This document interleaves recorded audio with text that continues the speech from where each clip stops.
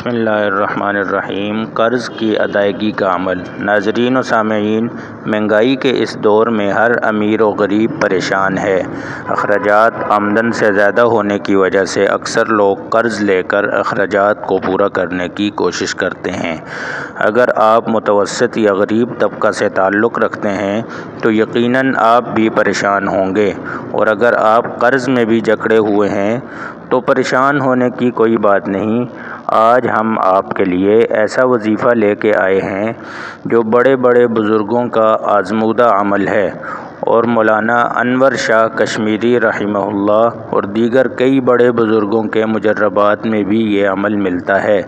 لیکن آگے چلنے سے پہلے اگر آپ نے ہمارا چینل سبسکرائب نہیں کیا تو برائے مہربانی چینل کو سبسکرائب کر لیں اور گھنٹی کے بٹن کو ضرور دبا دیں تاکہ ہماری آنے والی نئی ویڈیو کا نوٹیفیکیشن آپ کو بر وقت مل سکے، کیونکہ آنے والے دنوں میں ہم آپ کے لیے ایسے مجرب اور جلد اثر کرنے والے نایاب وظائف پیش کرنے جا رہے ہیں جن کی وجہ سے آپ کو تمام ڈاکٹروں اور جادوگروں سے نجات مل جائے گی۔ آپ کے بہت سارے پیسے بھی بچ جائیں گے انشاءاللہ۔ آئیے اب چلتے ہیں وظیفہ کی طرف۔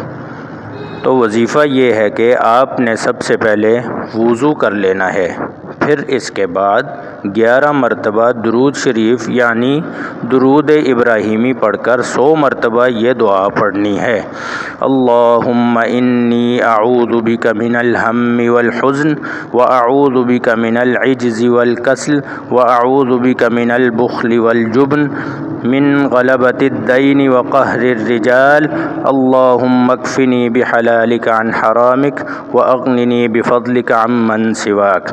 اس دعا میں اگر غم و حزن سے نجات چاہتے ہیں تو اسے 3 بار پڑھیں، عجز و کسل سے تو اسے بھی 3 بار، غرض ہے کہ جس مقصد کے لیے پڑھ رہے ہیں تو اسے 3 بار، اور باقی کلمات کو 1 بار پڑھیں۔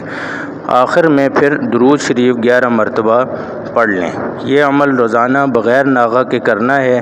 بہتر یہ ہے کہ روزانہ ایک وقت مقرر کر لیں اور اسی وقت یہ عمل کریں۔ جب تک قرض کی ادائیگی کا مناسب بندوبست نہ ہو جائے تو مسلسل یہ عمل کرتے رہیں۔